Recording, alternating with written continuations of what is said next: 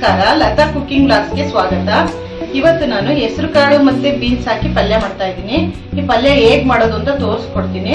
ಈ ವಿಡಿಯೋ ನೋಡೋ ಮುಂಚೆ ನಮ್ಮ ಚಾನಲ್ಗೆ ಸಬ್ಸ್ಕ್ರೈಬ್ ಆಗಿ, ಹಾಗೆ ನಮ್ಮ ಚಾನಲ್ಗೆ ಸಪೋರ್ಟ್ ಮಾಡಿ. ಬನ್ನಿ ಇವಾಗ ಹೇಗ್ ಮಾಡೋದು ಅಂತ ನೋಡೋಣ. ಈಗ ಇಲ್ಲೊಂದು ಬಾಣಲೆ ಇಟ್ಟಿದ್ದೀನಿ. ಬಾಣಲೆ ಬಿಸಿ ಆಗಿದೆ.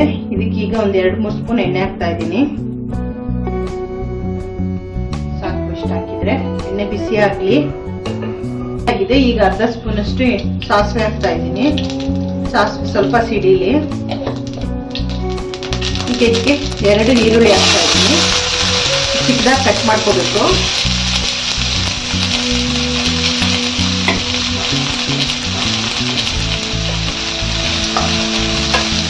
ಕಲರ್ ಸ್ವಲ್ಪ ಚೇಂಜ್ ಆಗಿದೆ. ಈಗ ಇದಕ್ಕೆ ನಾನು ಕರಿಬೇವಿನ ಸೊಪ್ಪು ಹಾಕ್ತಾ ಇದ್ದೀನಿ. ಹಾಗೆ ನಮಗೆ ಖಾರಕ್ಕೆ ಎಷ್ಟು ಬೇಕು ಅಷ್ಟು ನೋಡ್ಕೊಂಡು ಹಸಿರು ಮೆಣಸಿನ್ಕಾಯಿ ಹಾಕ್ತಾ ಇದ್ದೀನಿ.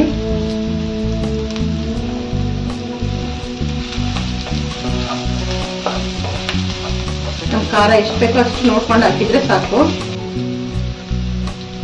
ಈಗ ನಾನು ಇದಕ್ಕೆ ರುಚಿಗೆ ತಕ್ಕಷ್ಟು ಉಪ್ಪು ಹಾಕ್ತಾ ಇದ್ದೀನಿ. ಇಲ್ಲಿ ನಾನು ಪುಡಿ ಉಪ್ಪು ಹಾಕ್ತಾ ಇದ್ದೀನಿ.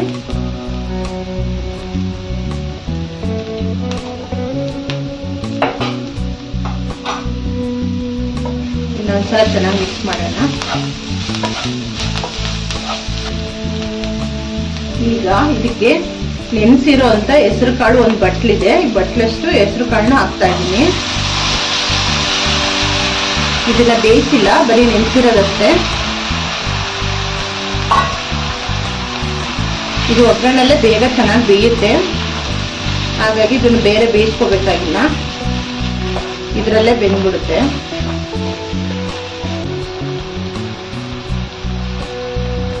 ಇದಕ್ಕೆ ಒಂದು ಅರ್ಧ ಕಪ್ ಅಷ್ಟು ನೀರು ಹಾಕಿದ್ರೆ ಸಾಕು.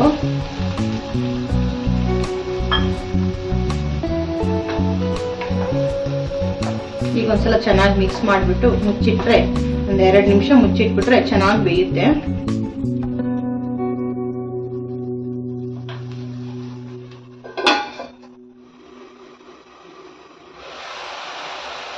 ಈಗ ನೋಡಿ 2 ನಿಮಿಷ ಆಗಿದೆ.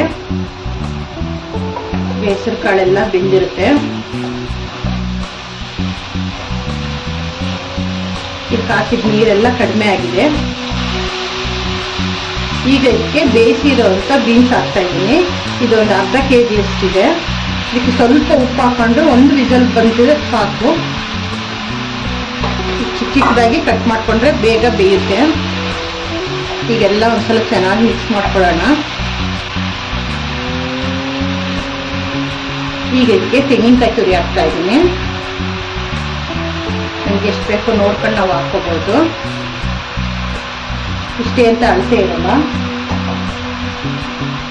ತೆಂಗಿನಕಾಯಿ ಜಾಸ್ತಿ ಹಾಕಿದಷ್ಟು ರುಚಿಯಾಗಿರುತ್ತೆ.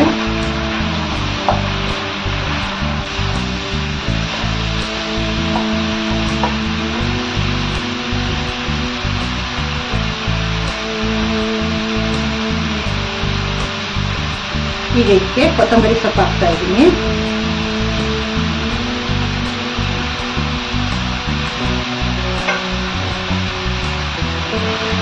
ಇದೆಲ್ಲ ಒಂದ್ಸಲ ಚೆನ್ನಾಗಿ ಮಿಕ್ಸ್ ಆಗಲಿ. ನೋಡಿ, ಹೆಸರು ಕಾಳು ಮತ್ತು ಬೀನ್ಸ್ ಪಲ್ಯ ರೆಡಿ ಆಗಿದೆ. ಈ ಪಲ್ಯನ ನೀವು ಮನೇಲಿ ಮಾಡಿ ಹೇಗಿದೆ ಅಂತ ಕಮೆಂಟ್ ಮಾಡಿ. ಹಾಗೆ ನಮ್ಮ ಚಾನಲ್ಗೆ ಸಬ್ಸ್ಕ್ರೈಬ್ ಆಗಿ.